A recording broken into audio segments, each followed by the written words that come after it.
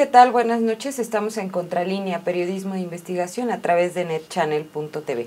Gracias por estar con nosotros. Mi nombre es Erika Ramírez y el día de hoy vamos a hablar del narcotráfico. El narcotráfico, la otra reforma estructural. Para hablar del tema nos acompaña en el estudio el doctor Guillermo Garduño, doctor en Sociología, especializado en Fuerzas Armadas y Seguridad Nacional. Buenas noches, doctor. Buenas noches a usted en el auditorio. Y también nos acompaña en el estudio Zósimo Camacho, él es coordinador de información de la revista Contralínea, quien se encargó de realizar esta investigación. Buenas noches. Buenas noches a los invitados, al invitado, a Erika y al auditorio. Antes de pasar con nuestros invitados, lo invito a que vea una cápsula que preparamos para usted.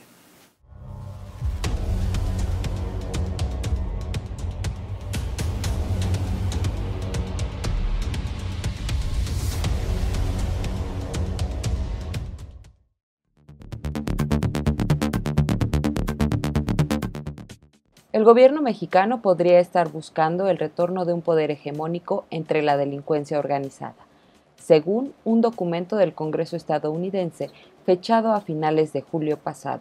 El objetivo, establecer una pax mafiosa liderada por el cártel de Sinaloa, que baje los niveles de violencia y reemplace la actual situación multipolar donde priva el crimen y el terror. Bajo esta lógica estaría la reciente fuga de Joaquín Guzmán Loera, el Chapo. El documento señala que esta posible apuesta del gobierno de Enrique Peña Nieto podría significar la pérdida de legitimidad del Estado, pero también podría lograr la reducción de la violencia y sacar el problema del narcotráfico de los asuntos de seguridad nacional para llevarlo a los de orden público. La información está contenida en el estudio Crimen Organizado y Organizaciones Traficantes de Drogas, publicado por el Servicio de Investigación del Congreso estadounidense. El documento, elaborado por el analista en asuntos latinoamericanos June Beitel, está fechado el 22 de julio pasado y da cuenta del mapa de la mafia en México luego de la fuga de Joaquín Guzmán Loera, el Chapo, líder del cártel de Sinaloa. El poderío del cártel de Sinaloa es destacado en el estudio.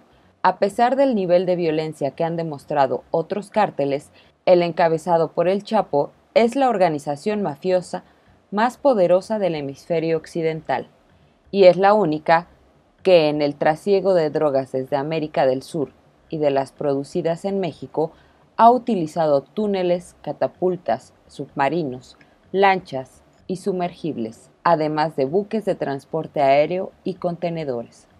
Las capacidades organizativas también son resaltadas en el documento. Es un cártel con un modelo descentralizado que, sin embargo, somete a todas sus células.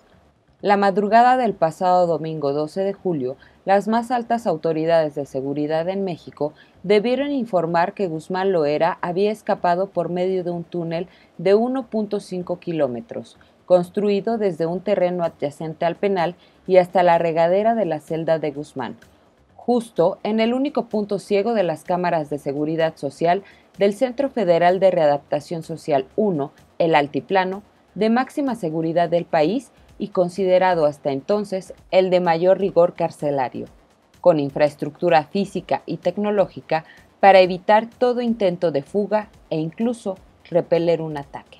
Otro de los capos importantes en este esquema es Rafael Caro Quintero, liberado por resolución de un tribunal colegiado el 9 de agosto de 2013, 8 meses después de que Enrique Peña Nieto asumiera la presidencia de la República.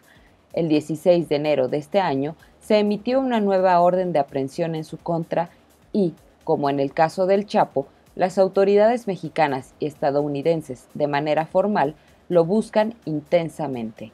Caro Quintero, el narco de narcos, fundó a finales de la década de 1970 el Cártel de Sinaloa, también conocido entonces como el Cártel de Guadalajara, por haber trasladado a la ciudad capital de Jalisco sus principales operaciones administrativas. Sus otros socios fundadores, Miguel Ángel Félix Gallardo, el primer jefe de jefes, o el Padrino, y Ernesto Fonseca Carrillo, Don Neto, permanecen en prisión.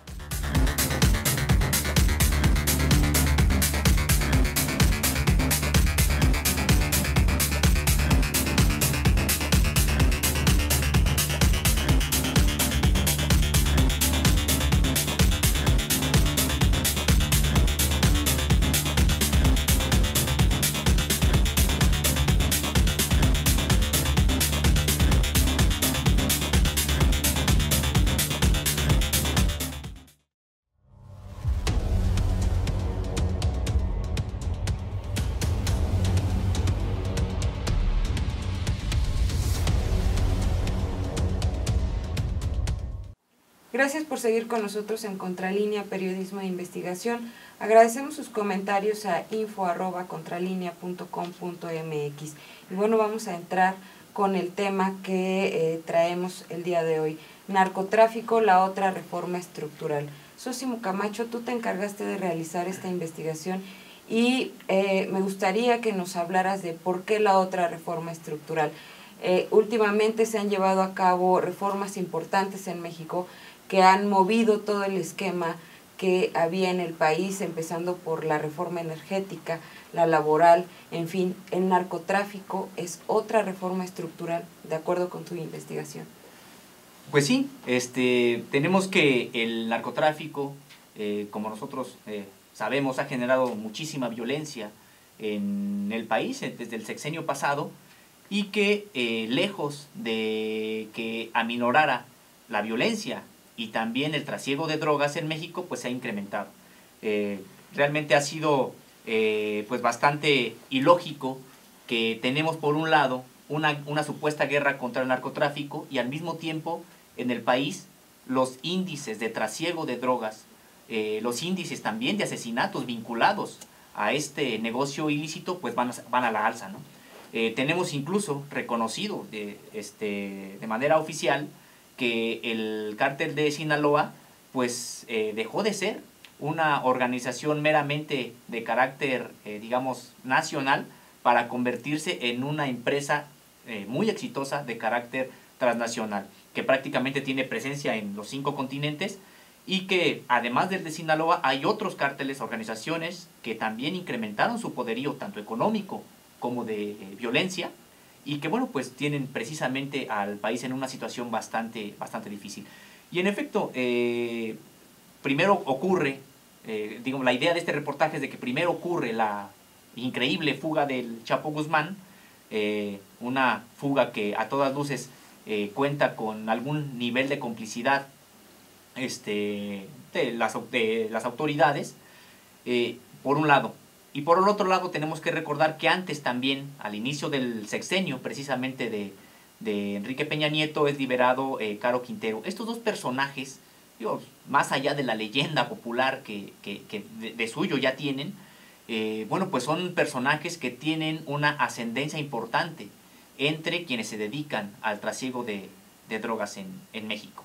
Y tenemos también que recordar que aproximadamente hace un mes el Servicio de Investigación del Congreso estadounidense publicó un estudio a propósito de la fuga de Guzmán Loera. Es un estudio muy escueto, pero creo que es importante, porque en el estudio señalaban que era probable que la fuga de Guzmán Loera iba a tratar de cambiar la situación multipolar que existe en México y que implica mucha violencia.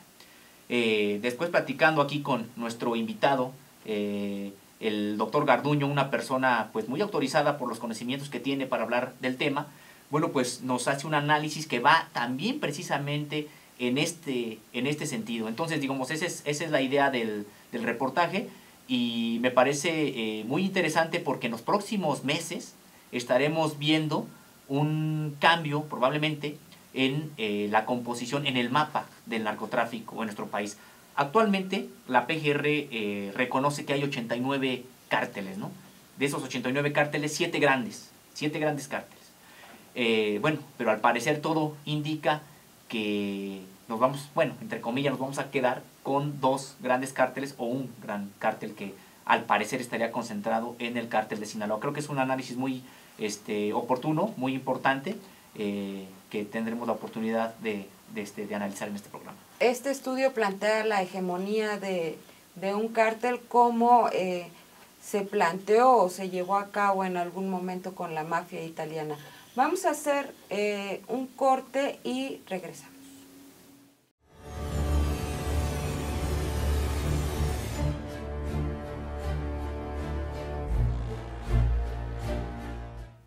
Gracias por seguir con nosotros en Contralínea, Periodismo de Investigación.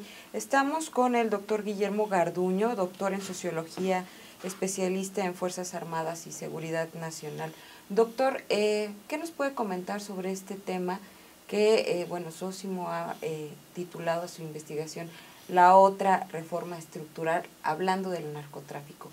¿Es viable esta hipótesis? La característica no solamente es viable, yo diría que es necesario no solamente explorarla, ¿no?, sino ver cuál es el seguimiento que se está dando a todo esto. Para comenzar, tenemos que contemplar que la seguridad nacional no es ni la protección del presidente de la República en turno, ni la defensa del esquema de partidos o de la clase política del poder, o de un marco de instituciones que necesariamente tienen que cambiar y adecuarse a diferentes condiciones, porque su condición no es la permanencia de un absoluto, sino por el contrario, la adaptación a nuevas circunstancias. Entonces, como problema de seguridad nacional, el elemento estructural que de alguna manera la caracteriza supone varios elementos importantes. Primero, un marco de valores compartido por la sociedad, para saber y reconocer cuál es lo que de alguna manera aspira a la sociedad como sociedad. Segundo, reconocer hacia dónde pretende dirigirse, o sea, hacia dónde se proyecta. Por lo tanto, darle una visión de futuro. El otro componente necesario es un marco de institucionalidad, que recoge no solamente el elemento de una tradición y una historia, sino también una identidad. Y finalmente, tiene que haber una capacidad de dirección de la sociedad. Pero esta capacidad de dirección tiene que estar respaldada por varios elementos importantes. Un proyecto nacional que unifique a la nación, y que no tenemos. Lo que tenemos es sencillamente programas burocráticos, que estamos confundiendo con esto, y que le llamamos sencillamente pues, Plan Nacional de Desarrollo, que cambia cada 6 años. Eso no puede cambiar cada 6 años. Hay elementos que tienen que tener una directriz de mayor punto de proyección. Segundo, tiene que haber también dos binomios que de alguna manera acompañen todo esto. Por supuesto, el primero sería el de la gobernanza, o sea, hacia dónde estamos dirigiendo las instituciones y cuáles son, en este caso, los medios de que se valen. Y el otro es de la gobernabilidad como capacidad de gestión. Pero este primer binomio de gobernanza y gobernabilidad tiene que también tener otro componente complementario. Tiene que haber un marco de legalidad en el país. No solamente crear leyes, sino que estas leyes sean legítimas. O sea, dicho en otros términos, que sean reconocidas y conocidas por la sociedad. De otra manera, no podemos entonces ubicar ni el interés nacional, ni reconocer entonces hacia dónde va una voluntad de la nación. A partir de ello, ¿qué es lo que se produce cuando se llega a la inseguridad nacional? Finalmente, a la desintegración como nación. Y lo último que tenemos que pensar es que México se desintegre, pero estamos yendo por ese camino en la medida misma en que estamos confundiendo los medios con los fines, y es un problema de valores. Si seguimos considerando que la sociedad no participe, sino sencillamente sea un elemento subalterno como hasta ahora, no hay nada que hacer absolutamente. Ahora, previo a comenzar con la grabación, nos hablaba usted de que esto mismo ocurrió, esto de la hegemonía de la mafia ocurrió con la mafia italiana en Estados Unidos y que sí podría pasar con los cárteles en México. Efectivamente, aquí hay un elemento que es muy importante. Cuando el presidente Roosevelt llega en 1932, el país está invadido por la mafia. Y esta mafia, bueno, controla el fuego, controla también, en este caso, el alcohol, porque hay una ley de la prohibición y ellos se constituyen la oferta para satisfacer a esos elementos que se prohíben. controla la prostitución como otro de los componentes, y entonces, dado que está frente a una situación de adicciones, dichas adicciones no pueden ser combatidas porque están arraigadas en el marco de la sociedad. Se les ha inyectado y como consecuencia de ello no pueden prescindir de eso. A partir de ello, entonces se les da un tipo de salida. Aquellos que de alguna manera se conviertan a la legalidad y abandonen las ciudades del norte, que son las ciudades industriales, se les podrá tener la posibilidad de que puedan tener casinos en una ciudad que se va a abrir en ese momento y que es nada menos que Las Vegas, en el estado de Nevada. Se les abrirá también la misma posibilidad en el ámbito de Miami, y por supuesto el tercer elemento complementario está fuera de los Estados Unidos para el marco de toda operación ilegal, que es el caso de La Habana. Visto así, lo que se estaría buscando, y efectivamente la investigación de Sósimo, es cómo unificar la dirección de las mafias, porque el crecimiento de ellas se ha vuelto exponencial y ya carecen de control. Ese es el gran problema al que nos enfrentamos ahora. ¿Qué dice el documento de esta división de cárteles, Sósimo? De cómo se han ido desintegrando, hacia dónde va esta hegemonía o cómo podrían, no sé si el documento estadounidense trae algún elemento de estos, de cómo podrían unificarse. No, el documento solamente señala la situación, y la situación, como comentaba, es de multipolaridad. Entonces, y en efecto lo que señalan es de que eso dificulta una solución, digamos, pacífica. Eso dificulta que haya la posibilidad de bajar los índices de violencia en México. Entonces, el documento solamente, y lo que hace es preguntarse si la libertad, entre comillas, que ahora tiene el Chapo y que tiene Caro Quintero, ha sido pues negociada con la intención de que sometan a los demás cárteles y entonces haya una sola unidad de mando, como dice el doctor Garduño, con la cual pueda negociar el gobierno mexicano y al mismo tiempo empiecen entonces a bajar los índices de delincuencia. Pero ojo, eso no quiere decir que se acabe el narcotráfico, cuando vemos que es un negocio boyante, y eso no quiere decir que realmente sea un combate al narcotráfico. De lo que se trata, como decíamos, es de bajar los índices de violencia y que solamente un solo cártel, un solo grupo hegemónico pueda ser el que controle el negocio y que no haya más, en este caso, más jugadores en este negocio. A mí lo que me gustaría que, si es que tenemos la oportunidad de que nos comente el doctor, es preguntarle en su análisis si es que en México se está tomando este modelo, vamos hacia allá, ¿qué se le estará ofreciendo a este grupo hegemónico? Porque digamos, el negocio va a seguir. ¿Qué se le estará ofreciendo al grupo hegemónico y también a los grupos que o se integran o desaparecen? Bueno, vamos a contemplar esto en varios aspectos importantes.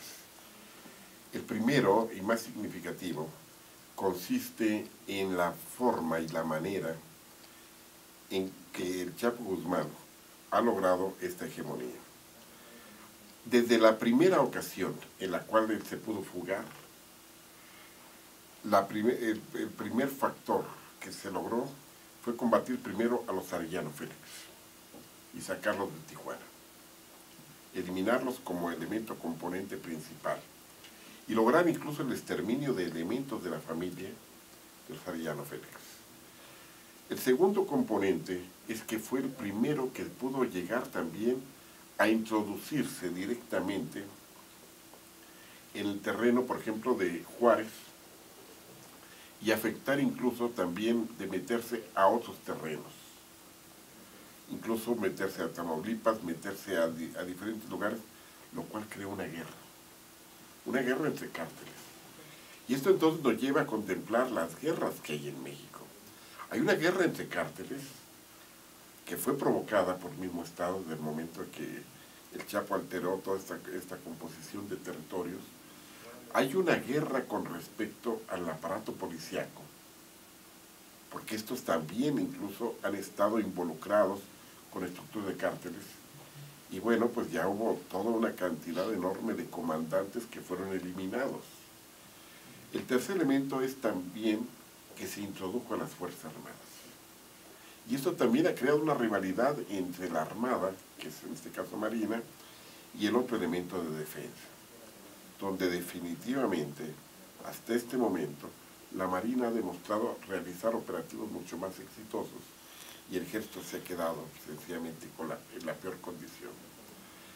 No de menor importancia está también el campo de los distribuidores por estructuras territoriales de distribución. Y bueno, entonces a partir de ello comenzamos a contemplar el otro problema, que es no menos importante, el riesgo en que se ha colocado a la sociedad mexicana en medio de esas guerras. Y donde definitivamente estamos llevando ya una cifra escandalosa de muertos. Porque esa es la otra condición. Y desaparecidos, doctor. Claro, o muerto o desaparecido porque hay una condición. El narco no deja a nadie vivo. Es inútil llegar y plantearse la posibilidad de que una persona que ha sido levantada por estas gentes quede realmente con vida. Es una probabilidad, yo creo que un 1% frente a un 99% de eliminación completa. Entonces, esa es la otra cuestión y el rostro de la guerra que estamos nosotros viviendo y de cómo la sociedad queda involucrada en esto. Ahora, estamos atacando la oferta, pero donde hay una oferta, pues es porque hay demanda. Claro. Entonces, ¿por qué no mejor nos preguntamos, del lado de la demanda, por qué la gente consume drogas? Yo creo que ese es el punto que hay que explorar ahora como elemento más importante. ¿Qué le parece si platicamos un poquito más de esto cuando regresemos del tema? Y a mí me gustaría que nos comentara si esto tiene algo que ver con la reciente aprobación que hizo la Suprema Corte de Justicia de la Nación para 4 personas de sembrar y consumir marihuana. Vamos a un corte y regresamos.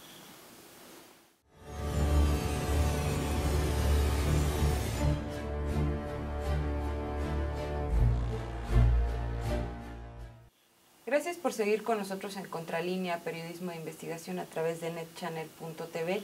Agradecemos sus comentarios a info@contralinea.com.mx.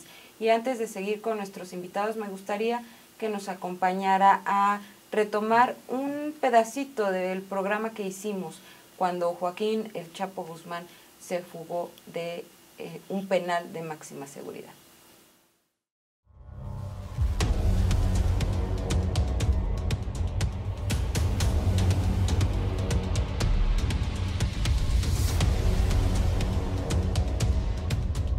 Más allá de, digamos, lo que todo el mundo está señalando que ha ocurrido con el sistema penitenciario, que es en efecto una grave crisis lo que denota esta fuga por segunda ocasión, el hecho de que se haya fugado este capo nos lleva a ver otras vulnerabilidades del gobierno.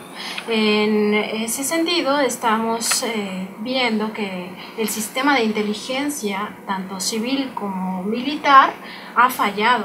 Es decir, no se te puede escapar un capo al que estabas obligado a resguardar y en su momento por los tratados, estemos de acuerdo o no con ellos, pues a extraditarlo, porque ese era uno de los fines de esta persecución que se tuvo contra el Chapo Guzmán. Entonces estamos hablando que el sistema de inteligencia está mostrándonos una falla estructural con esta fuga, ¿no? Es muy grave, en efecto, que esto haya ocurrido, además en un momento en el que el presidente estaba fuera del país. No sabemos tampoco con exactitud cómo ocurrió la circunstancia más allá de la versión oficial, pero es muy probable que con el paso de los años nos enteremos que esta versión oficial ha sido al mismo tiempo una mentira. Entonces estamos hablando que en efecto hay una falla en el sistema penitenciario, pero hay una falla mayor.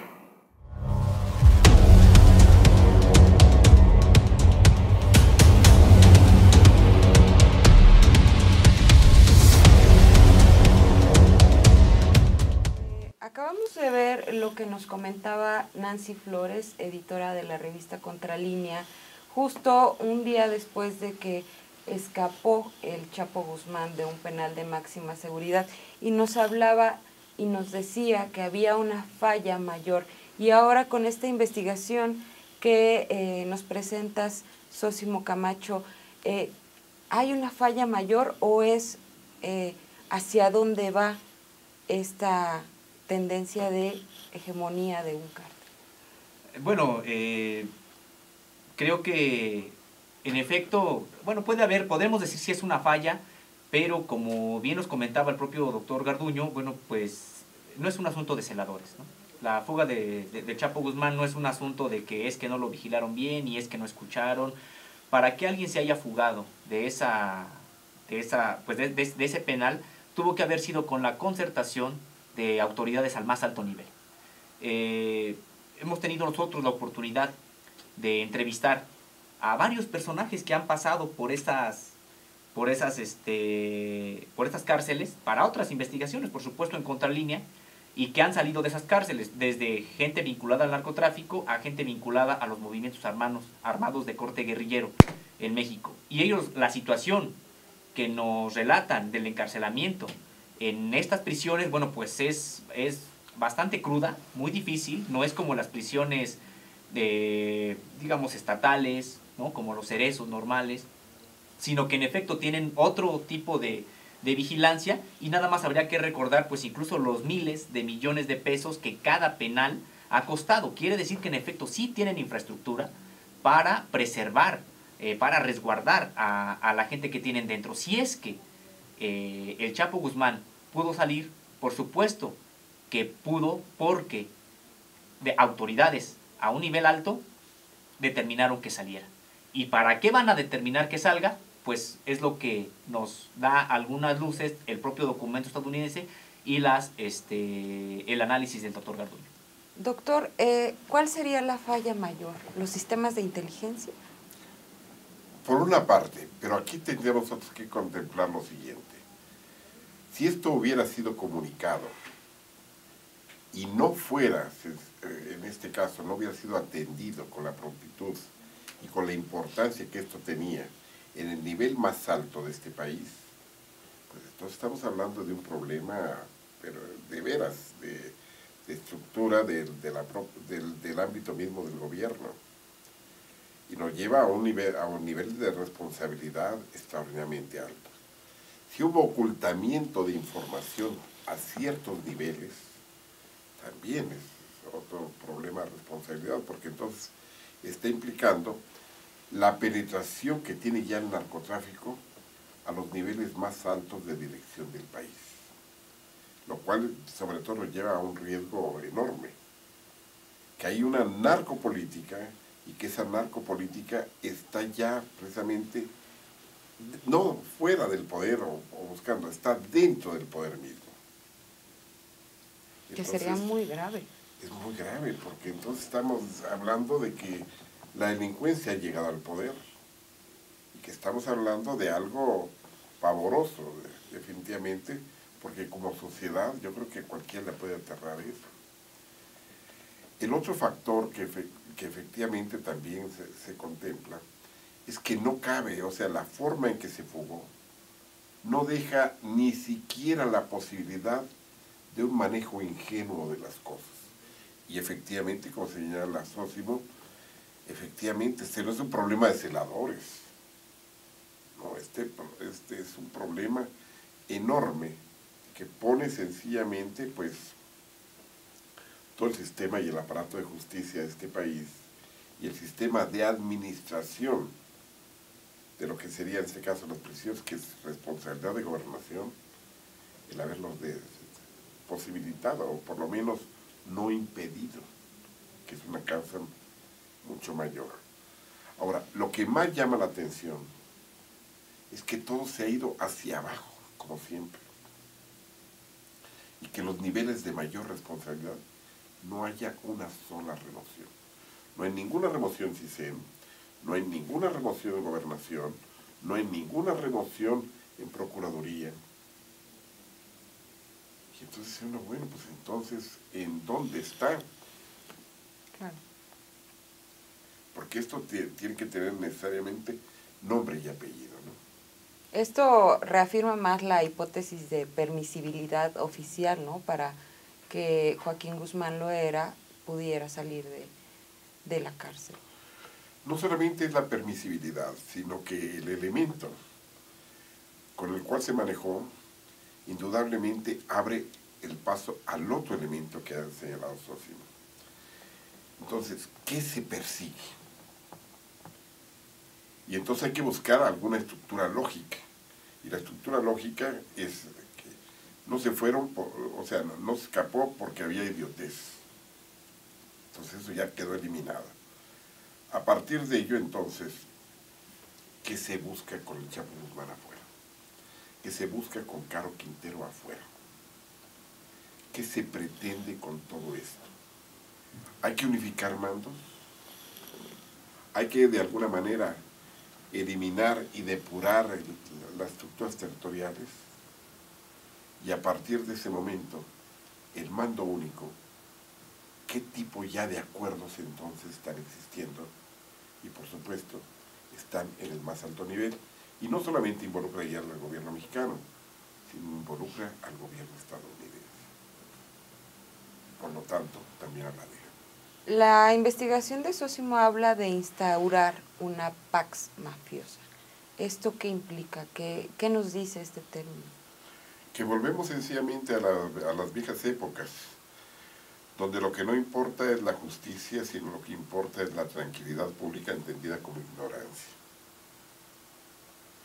Entonces llegar y decir, señores, ya ven, bajaron los índices, que no han bajado hasta el momento, pero bajaron los índices de violencia y sencillamente se considera que se ha recuperado tales cosas y que los mafiosos menores ya están ahora en prisión,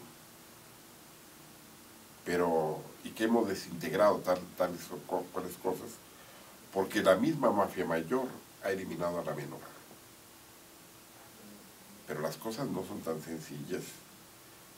Cuando Roosevelt definitivamente logró el apoyo de ciertas mafias a través de Lucky Luciano, hubo otras mafias como la de Al Capone que tuvieron que irse a prisión.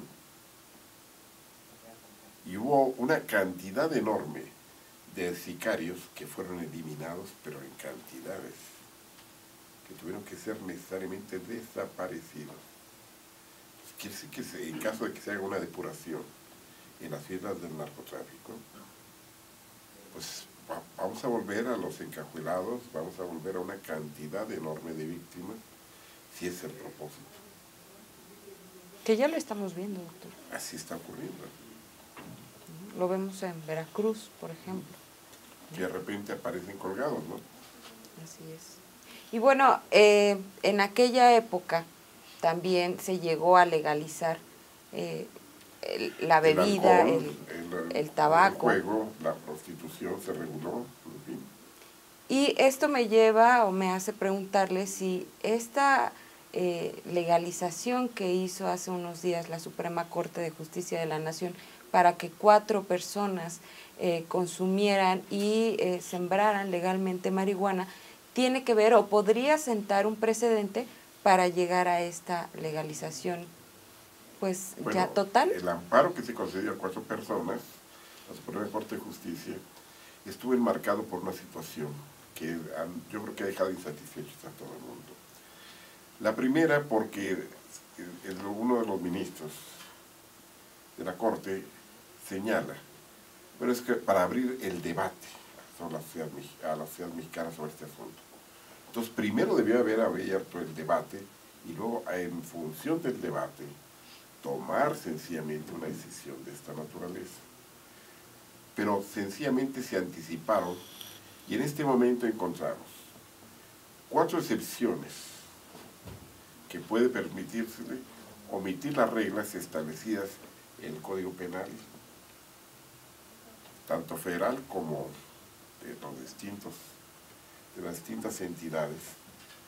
Y entonces dice uno, bueno, ¿cómo es posible que se permita una conducta sin que esto definitivamente se siga haciendo? Y bueno, y continuamos, todo lo demás continúa, pero ellos pueden continuar. Entonces, no es en la estructura de privilegio en lo que se logra el consenso.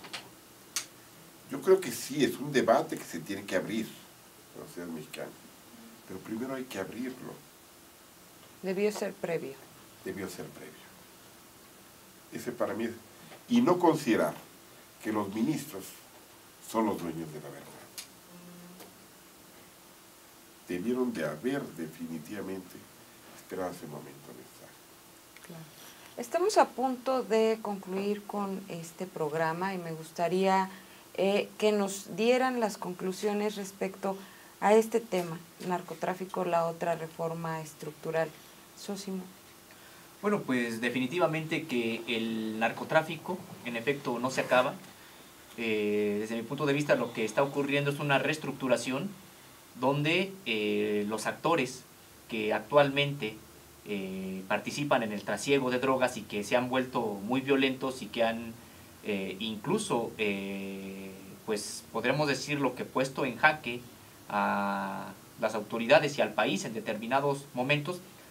Cabría recordar el asunto del cártel de Jalisco Nueva Generación, cuando tuvo la capacidad de cerrar prácticamente la segunda ciudad en importancia del país, que es Guadalajara, y que incluso derribó un helicóptero militar.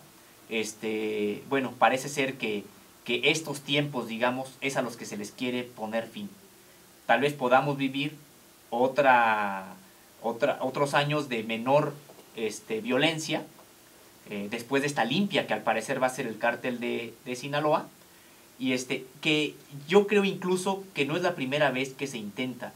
Nosotros hicimos también un reportaje a la mitad prácticamente del sexenio de Felipe Calderón, basado en la tesis de un militar de alto rango.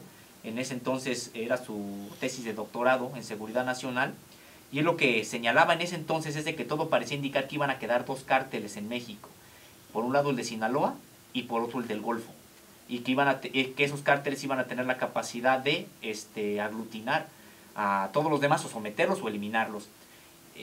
Ocurrieron varias cosas, como el asesinato de este general, que al parecer era uno de los encargados de buscar contactos con el narcotráfico, Acosta Chaparro, y después eso se quedó como ejecutado, pues sí, después eso se quedó en el aire. Sin embargo, ahora que vemos que sale Caro Quintero y que sale de prisión también Joaquín Guzmán Loera, y después del documento estadounidense, que es muy escueto, pero puede ser muy revelador en este sentido, y del análisis del doctor Garduño, bueno, pues nos permite señalar, plantear esta posibilidad de que estemos ante la reconfiguración del negocio, porque hay que recordar, no es lo mismo que bajen los índices de violencia a que el negocio se acabe. Por supuesto que el negocio no se va a acabar. Y nada más como un comentario final, también tendríamos que recordar con respecto a este tema de la marihuana, que la marihuana ya no es el gran negocio del narcotráfico en México.